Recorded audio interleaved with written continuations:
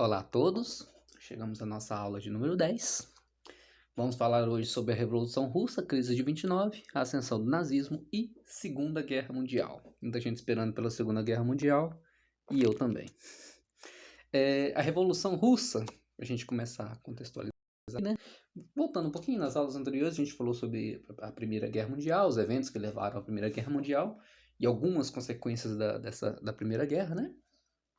E eu falei que no meio da guerra a Rússia assinou um tratado de paz, a Rússia abandonou a guerra porque ela tinha passado por uma revolução. Revolução essa que é uma revolução comunista, a gente já viu sobre o comunismo em aulas passadas, né?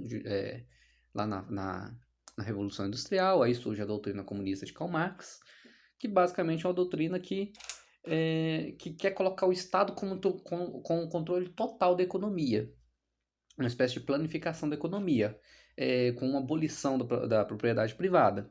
Se uma pessoa não puder ser dono de uma fonte de trabalho, ela consegue enriquecer mais do que as outras, tá bom? Sendo o Estado dono de todas as fontes, toda a fonte de trabalho, ninguém vai lucrar com o trabalho de ninguém, não vai existir um empreendedor que vai lucrar com o trabalho de outra pessoa, e logo isso vai diminuir a desigualdades. É mais ou menos esse o plano comunista. Eu não vou entrar muito em detalhe agora porque não dá tempo.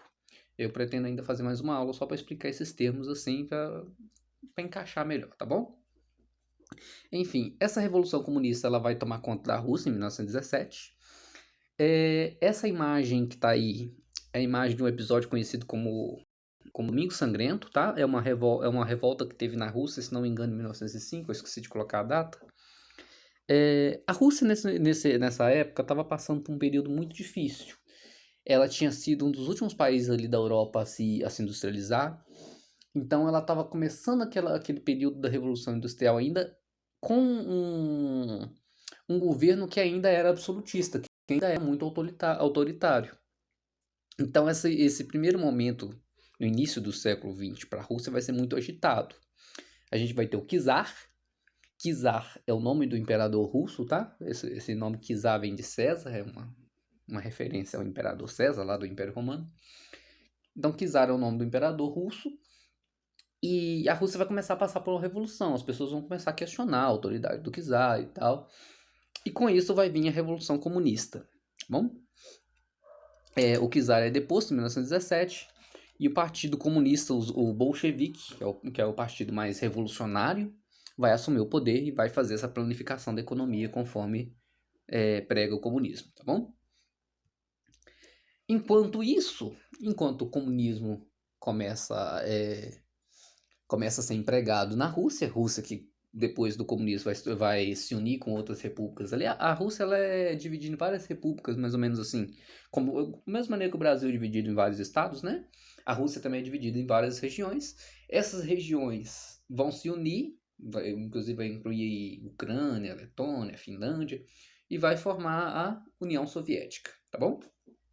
Enquanto isso, do outro lado do mundo, cá nos Estados Unidos, o símbolo do capitalismo, os Estados Unidos, que tinha saído com grandes vantagens da Primeira Guerra, né? Durante a Primeira Guerra, os Estados Unidos a Europa empobreceu e os Estados Unidos enriqueceu. Essa foi a grande consequência da Primeira Guerra Mundial, né? A guerra foi lá na Europa, então a Europa terminou a guerra com a Europa devastada, e os Estados Unidos, além de ter vencido a guerra, ainda ganhou muito dinheiro emprestando dinheiro para os países aliados. Então os Estados Unidos vai sair muito fortificado da guerra, ele vai sair com uma potência mundial. Inclusive vai ser os Estados Unidos que vai ficar encarregado, não por boa vontade, é claro, de reconstruir a Europa. Então os Estados Unidos vai começar a emprestar dinheiro para a reconstrução dos países da Europa que ficaram devastados com a Primeira Guerra Mundial.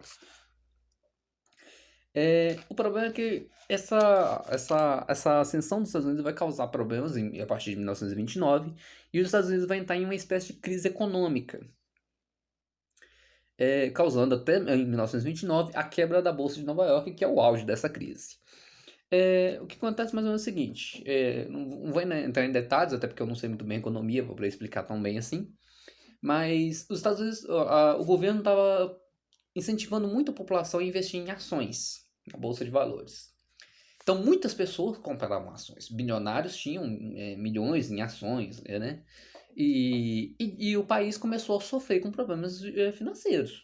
Excedente de produção, que levava o preço a cair, desemprego em alta. Então a crise bateu. Quando essa dificuldade econômica bateu, as pessoas precisaram de dinheiro para comer, então elas precisavam vender as ações que elas tinham adquirido na bolsa. Quando todo mundo começa a vender um produto, o que acontece? O preço desse produto cai. Como todo mundo ficou desesperado, todo mundo precisando de dinheiro, todo mundo precisou vender ações ao mesmo tempo. Todo mundo vendendo o mesmo produto, no mesmo tempo, o preço do produto caiu. Logo, as pessoas que compraram ações por um valor muito mais alto, agora estavam tendo que vender ele mais barato. O que aconteceu? Que milionários ficaram pobres da noite para o dia. Tem casos de homens que estavam entre os homens mais ricos do mundo naquele momento e da noite para o dia perderam sua fortuna por causa dessa desvalorização da bolsa. Como a economia capitalista ela é muito integrada, né? Tem comércio entre vários países, tem aquela questão da influência, logo essa crise começa a passar para outros países, sobretudo a Europa, que estava recebendo dinheiro dos Estados Unidos para poder se reconstruir. Ou seja, a crise econômica passou dos Estados Unidos para ser uma crise global. É claro que isso foi uma propaganda ótima para o comunismo, né? Que tava indo bem lá na Rússia. 1-0 para o comunismo até então, que serviu de exemplo, né? Olha lá o que aconteceu no mundo capitalista, olha lá como que é ruim o capitalismo. Então o comunismo vai pegar isso aí como propaganda. E é claro também que isso vai incentivar muito os movimentos comunistas ao redor do mundo. Adiante. Ascensão do nazismo, isso também vai ser terra fértil para a ascensão do nazismo, né? A Europa passando por uma crise econômica. A Alemanha terminou a Primeira Guerra derrotada e sendo obrigada a assinar o chamado Tratado de Versalhes. O Tratado de Versalhes era basicamente um acordo que obrigava a Alemanha a pagar a guerra. Então a Alemanha ela tinha que pagar uma espécie de multa se não me engano, durante 100 anos para os outros países. A Alemanha também foi privada de um monte de coisa, foi proibida de ter um exército muito grande, foi proibida de ter determinadas armas. Enfim, a Alemanha acabou sendo a culpada da Primeira Guerra. De um certo modo, um pouco injusto, porque não foi só culpa da Alemanha a guerra. Então a Alemanha começa se sentindo um pouco ressentida, porque ela foi a culpada de uma guerra que não foi só ela que fez. Então, o povo alemão, se essa situação econômica no mundo inteiro já estava difícil por causa da crise de 29, na Alemanha a situação era ainda pior. E a Alemanha ainda estava passando por um problema de uma crise de identidade, né? Porque com o fim da Primeira Guerra, o imperador alemão foi deposto, foi instalada uma nova república. A Alemanha, inclusive, mudou de nome, ficou como nome oficial República de Weimar. Não durou muito tempo, é claro. Mas, enfim, toda essa crise foi um palco muito próspero para a ascensão do nazismo. E o que é o nazismo? O nazismo despreza a democracia liberal, sistema parlamentar, incorpora racismo científico, antissemitismo, anticomunismo e uso de eugenia no seu credo. Basicamente, o nazismo ele é uma ideologia que prega a superioridade do povo alemão em relação a outros povos, a superioridade do povo ariano em relação a outros povos, em relação a outros tipos de humanos. E essa superação deveria partir para a guerra. A Alemanha deveria invadir outros países, deveria conquistar um espaço vital para garantir um bem-estar à sua população ariana.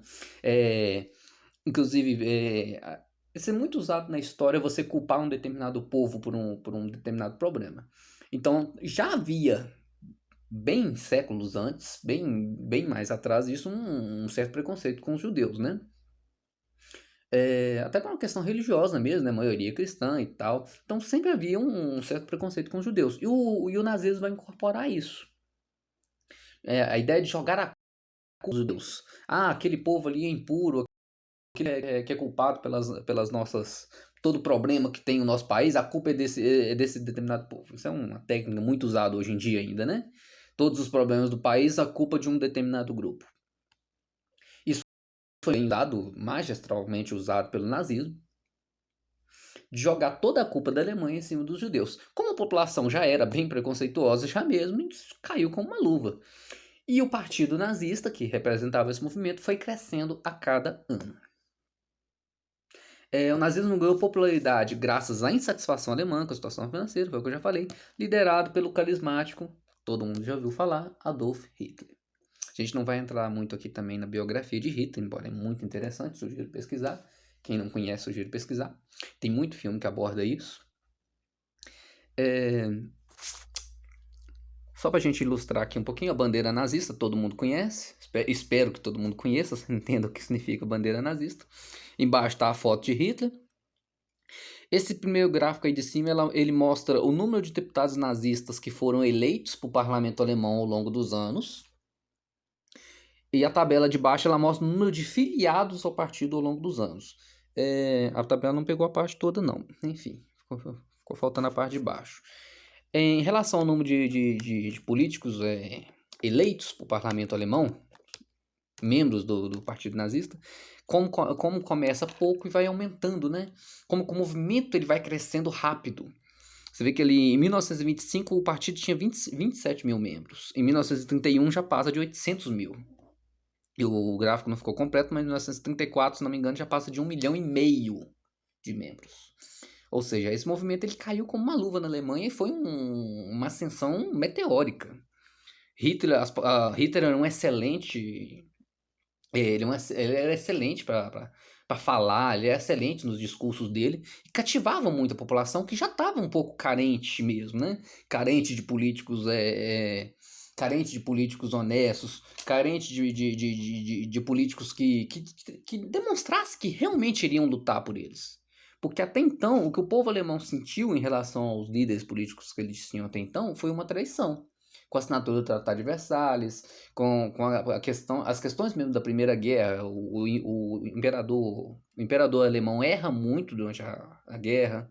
Então o povo alemão já estava se sentindo um pouco carente de líderes. Então, Hitler vai aparecer no momento ideal. Fazendo uma cronologia aqui dessa ascensão do nazismo, em 1932, já em 32, o Partido Nazista se tornou o maior partido da Alemanha, contando com 230 representantes. Ou seja, ascensão muito rápida, né? Em menos de 10 anos, o partido cresceu de total desconhecido para ser o maior partido da Alemanha. Em 1933, como resultado massivo do apoio popular aos nazistas, o presidente alemão, o Hindenburg, nomeou Hitler como chanceler. A política alemã ela funcionava um pouco diferente na época, a gente tinha o presidente e o chanceler, tá? Os maiores poderes mesmo estavam concentrados no presidente, e o presidente nomeava um chanceler, que tinha outros poderes lá e ajudava o presidente também e tal. Então, em 1933, Hitler chegou, se não me engano, não sei se eu tô confundindo aqui. Não. Hitler chegou a ser candidato a presidente contra o Hindenburg, mas perdeu, tá? Quase ganhou, mas ele perdeu. Mas como o partido nazista estava muito forte e tinha um apelo popular muito grande por Hitler, Hindenburg nomeou o adversário dele, que era Hitler, o chanceler, para o cargo de chanceler. Quando vai em 1934, o Hindenburg morre. E como Hitler tinha muito prestígio, o partido nazista já estava enorme, era a maior parte no Congresso, eles fizeram uma manobra política, geralmente não poderia ser uma manobra política, que fez com que Hitler assumisse também o cargo de presidente. Ou seja, ele assumiu os dois cargos graças à sua influência populacional, graças ao apelo da própria população, que gostava da liderança de Hitler.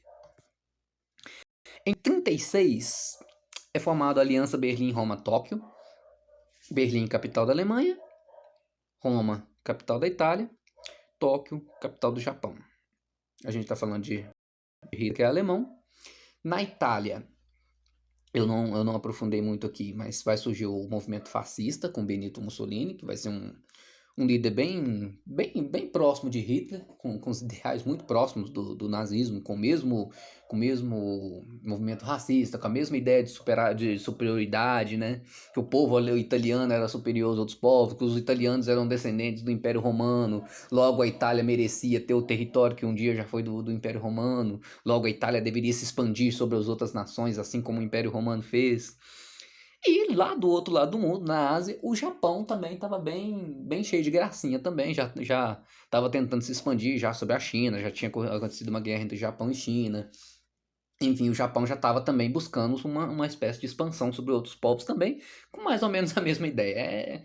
Onde você vai na história é mais ou menos a mesma coisa. Um povo que se acha superior e quer dominar os outros povos porque ele quer ajudar, entre aspas, esses povos. Enfim. Em 37 o Japão invade a China. Em 38 a Alemanha invade a Áustria e parte da Tchecoslováquia. Eu sempre já falei umas 2, 3 aulas atrás, a questão de nacionalidade, né? Que às vezes em outros lugares, como na Europa, na Ásia, a questão de nacionalidade é um pouco mais complexa do que a gente consegue entender aqui, né? Porque, por exemplo, a Áustria, dentro da Áustria, havia muitas pessoas que se identificavam como alemães. Inclusive Hitler, se for olhar geograficamente, ele nasce na Áustria. Mas numa etnia que se identifica mais com o alemão do que com o austríaco.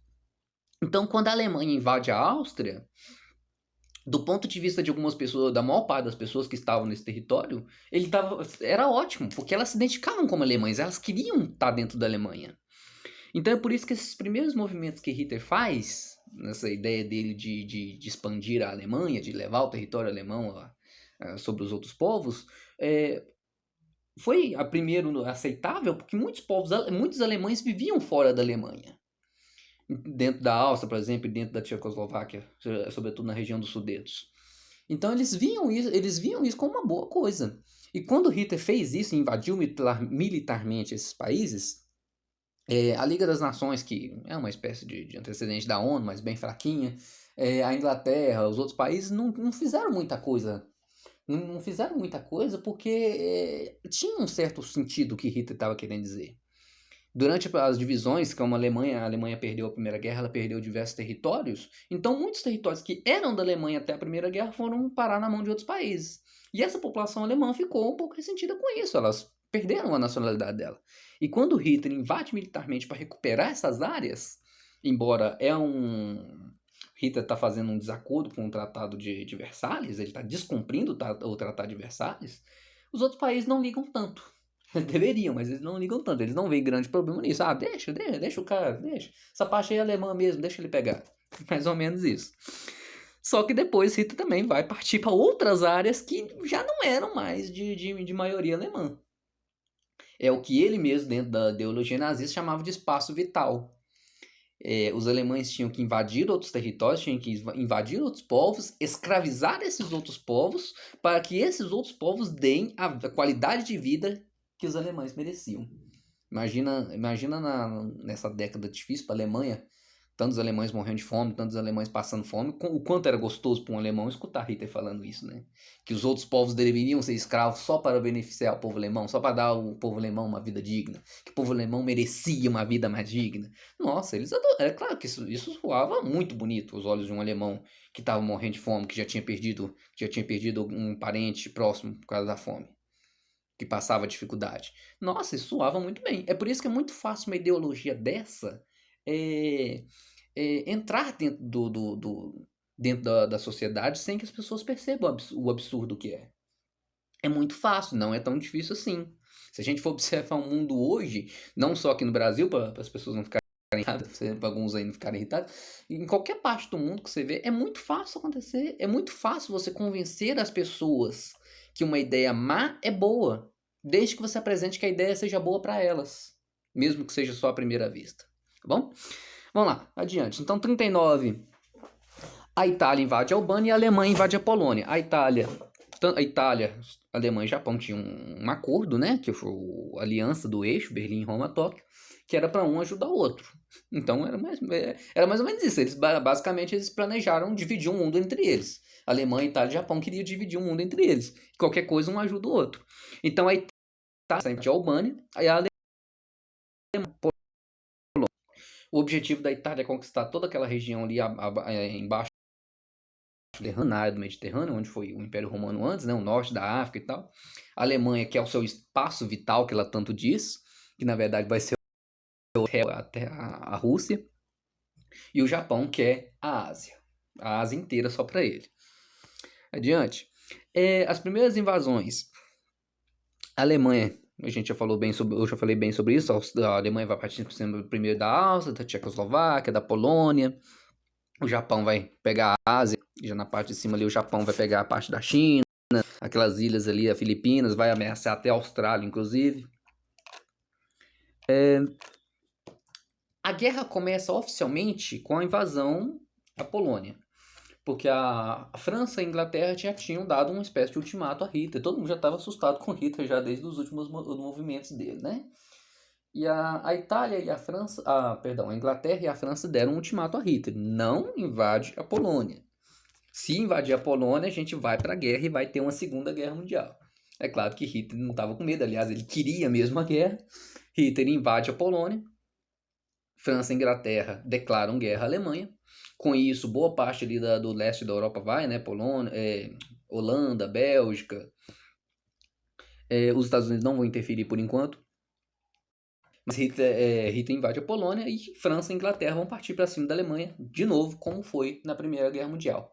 Com exceção de que agora a tecnologia tinha avançado ainda mais, os alemães tinham se preparado ainda mais e tinham inovado muito em táticas de guerra. Eles tinham uma tática chamada Guerra Relâmpago, que era partir para cima com tudo do adversário antes que ele pudesse reagir, né? E numa estratégia dessa de guerra relâmpago, em pouco tempo, a Alemanha vai conquistar a Dinamarca, a Holanda, a Bélgica, vai começar a ameaçar a França, tudo isso em um tempo muito rápido, de modo que não deu tempo para os aliados reagirem. Mais para frente, até a França vai cair. A Alemanha vai invadir a França, a bandeira nazista vai ser estendida em cima da Torre Eiffel, como provocação aos franceses.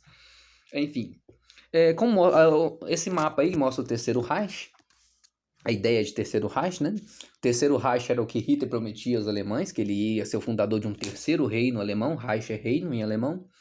Ele seria o fundador do terceiro reino alemão, né? É porque a gente teve o primeiro Reich, o segundo Reich, e Hitler seria o herói do Terceiro Reich. Não vai entrar em detalhes dessas ideias dos Reich passados, não. Tem a ver com a unificação alemã no século XIX. Então a Alemanha vai conquistar toda essa área vermelha que está aí. Opa, mudei sem querer. A Alemanha vai conquistar toda essa área vermelha que está aí, que basicamente é a Europa toda. A parte de baixo ali é a Itália, tá em vermelho também, porque Itália e Alemanha eram aliados. Mas só para vocês terem a noção da pretensão, né? Hitler queria toda a Europa para ele. Era o espaço vital que ele prometia ao povo alemão.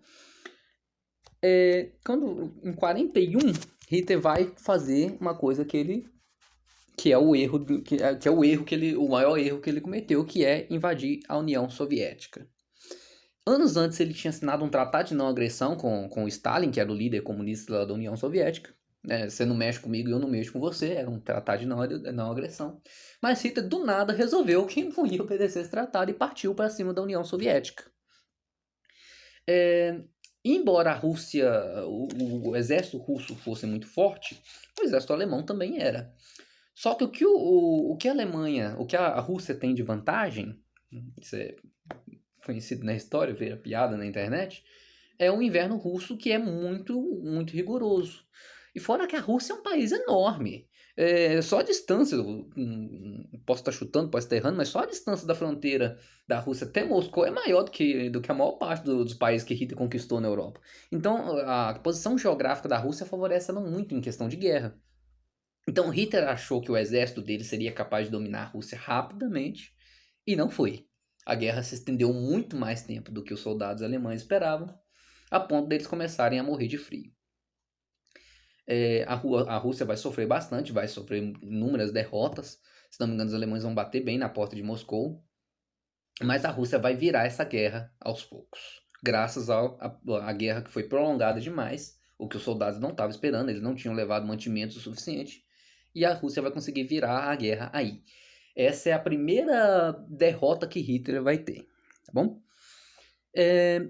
A segunda grande derrota que a Alemanha nazista vai sofrer, que Hitler e a Alemanha nazista vai sofrer, é o chamado Dia D, também o Dia da Decisão, quando os aliados sendo os aliados, incluindo os Estados Unidos e diversos países aqui da América, inclusive o Brasil vai ter, a essa altura já vai ter declarado guerra à Alemanha, não vai ter entrado oficialmente na guerra, mas o Brasil já vai estar definido o lado dele como o lado dos aliados, como contra a Alemanha e a favor dos aliados. Mas nesse dia D, 150 mil homens, americanos, canadenses, ingleses, de diversos países, vão desembarcar na região de Normandia, na França, com o objetivo de libertar a França. Essa vai ser a segunda grande derrota que Hitler vai sofrer. Foram 150 mil homens, 14 mil barcos, 600 navios e milhares de aviões. Esses aviões eles iam na frente bombardeando a cidade, deixando a cidade praticamente arrasada. Que isso acaba com a fonte vital do exército, né? A cidade arrasada, não tem como o exército se alimentar, destrói a base do funcionamento daquela guerra e os alemães são obrigados a recuarem. Depois o exército vai por cima libertando as cidades de qualquer vestígio nazista. Os Estados Unidos entrou na guerra, não sei se eu tinha colocado para cá, não. Tá aqui. A Alemanha fracassa ao tentar invadir a União Soviética, já falei. O Japão vai cometer outro grande erro do eixo na guerra, que é quando ele ataca o Havaí. Como eu disse, o Japão queria toda aquela Ásia ali para ele, como zona de influência dele. Em algum momento ele achou que era uma boa ideia atacar o Havaí, que pertence aos Estados Unidos. Quando o Japão ataca o Havaí, ele coloca os Estados Unidos na guerra. Os Estados Unidos é obrigado a responder. Quando os Estados Unidos declaram guerra ao Japão, sendo o Japão aliado à Alemanha, automaticamente ele está guerra à Alemanha também. Então os Estados Unidos vai ajudar no dia D, no ataque à Normandia, para tentar libertar a França também. É aí, a partir daí que os Estados Unidos entram na guerra e é outro ponto de derrota para a Alemanha nazista. A partir daí começa a cair mesmo a expansão nazista, toda a euforia nazista começa a cair a partir daí, né? A Alemanha sendo derrotada na Rússia, depois eles perdem a França, né? Em 44 acontece a libertação da Itália, que já tinha acontecido vários problemas na Itália, o rei italiano já tinha destituído o Mussolini como líder, como primeiro-ministro, mas como o fascismo era forte, muita gente não tinha aceitado, aí houve uma guerra civil na Itália. Mas enfim, em 44 os aliados desembarcam e libertam a Itália. Nessa campanha aí, para libertar a Itália, que entram muitos soldados brasileiros, tá? É aí que a participação brasileira na guerra é mais conhecida, é mais efetiva. Em 44, em setembro de 44, aquele ataque lá do dia D consegue libertar a França, e a partir daí é só partir para cima da Alemanha. Em 45 acontece a Batalha de Berlim, com os aliados chegando em Berlim, tanto os aliados, Estados Unidos, Inglaterra e tal, os aliados pelo lado ocidental, como a União Soviética pelo lado oriental. A União Soviética tinha vencido a batalha lá e já veio de lá para cá já derrotando os nazistas. Então os dois vão se encontrar mais ou menos em meados de Berlim, que vai ser a batalha final, conhecida como Batalha de Berlim, que termina com o suicídio de Hitler dentro do seu bunker e a rendição da Alemanha. A rendição foi da Alemanha, a Itália já tinha sido libertada, como eu disse, a Alemanha se rendeu, mas ainda ficou o Japão. E japonês é osso duro de roer. O Japão não aceitou a derrota na guerra depois que a Alemanha e a Itália já tinham se rendido. O Japão continuou. Em 45, então, os Estados Unidos, que já tinham desenvolvido a bomba atômica, lança 2 bombas atômicas sobre o solo japonês, nas cidades de Hiroshima e Nagasaki.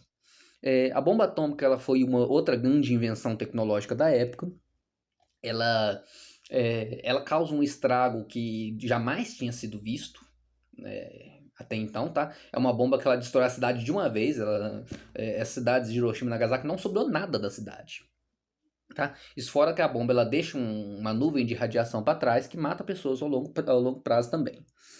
Mas enfim, essas bombas elas são devastadoras. Quando os Estados Unidos jogam essas bombas no Japão, o objetivo já é aniquilar o Japão. Tanto é que o Japão, depois que 2 bombas atômicas caem em 2 grandes cidades japonesas e os Estados Unidos dão um aviso que se o Japão não se render, vai jogar uma em Tóquio, na capital, aí o Japão não tem outra alternativa a não ser se render à guerra, a se render à vitória dos Estados Unidos, a vitória dos aliados, tá bom? As consequências da guerra, como eu disse, a Segunda Guerra bem pior do que a Primeira Guerra, né? A Segunda Guerra vai matar 85 milhões de pessoas, isso aproximadamente, é claro, e deixar pelo menos 35 milhões de feridos. Como outras consequências, é óbvio, a devastação da Europa novamente, a Europa vai sofrer outra grande devastação. E como consequência ela deixa também a hegemonia entre os Estados Unidos e a União Soviética, que foi mais ou menos ali os dois vencedores da guerra. É claro que oficialmente quem venceu a guerra foram os aliados, que eram uma união de vários países. Mas como os Estados Unidos e a União Soviética eram os dois maiores ali, os dois mais fortes, acabou que a partir daí o mundo começa uma certa hegemonia entre os dois. A rivalidade do mundo para ver quem vai ser maior agora fica entre Estados Unidos e União Soviética. E isso dá um caráter bem dinâmico, né? Porque os Estados Unidos é capitalista e a União Soviética comunista. E esses dois vão ser os rivais daqui para frente. Tema das próximas aulas aí, Guerra Fria. Também a criação da ONU, né? Para substituir a Liga das Nações, que a ideia era mais ou menos a mesma, mas a Liga das Nações não teve muito prestígio, não foi muito certo. A partir daí tivemos a criação oficial da ONU, que é a Organização das Nações Unidas, que é um lugar, basicamente, a miúdos aqui, um lugar onde os países se reúnem para resolver problemas sem precisar partir para a guerra. Vamos deixar assim, bem miúdos. A Alemanha ficou dividida entre os vencedores, o território alemão foi dividido em 4, foi dividido entre Estados Unidos, Inglaterra, França e União Soviética. Inclusive, a capital Berlim também foi dividida em 4 zonas desses 4 países. Foi mais ou menos o prêmio que eles levaram pela guerra. Acaba que eu não deixei nenhum slide que foi para lembrar sobre o Holocausto, né? Eu disse no começo, tá, que o nazismo odiava, colocava a culpa nos judeus, pregava um ódio aos judeus. A partir do momento em que as leis começaram a proibir os judeus de andar na rua depois de determinado horário, chega um momento em que eles confiscaram bens de qualquer família judeu. E a partir de um determinado momento eles vão pegar esses judeus, capturar e levar para campos de concentração, onde eles eram tratados, morriam de fome, enfim.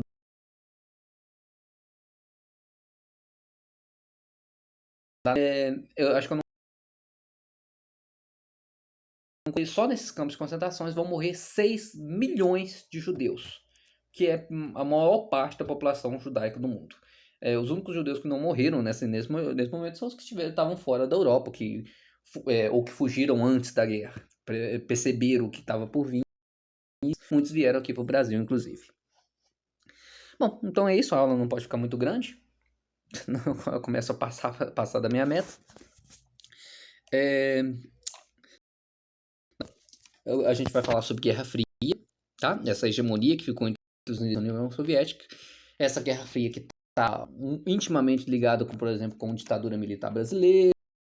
Depois que é da ditadura, isso deve ser